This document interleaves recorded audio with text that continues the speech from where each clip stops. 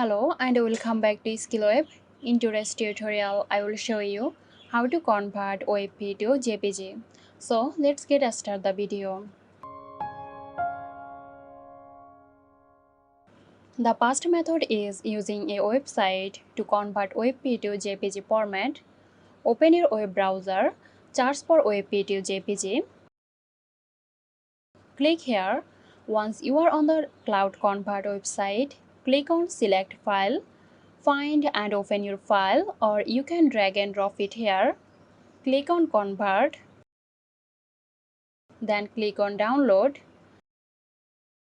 Your JPG file is ready. And the second method is go to your Google Web Store, search for Save Image as Type, click on it and add it to your extension.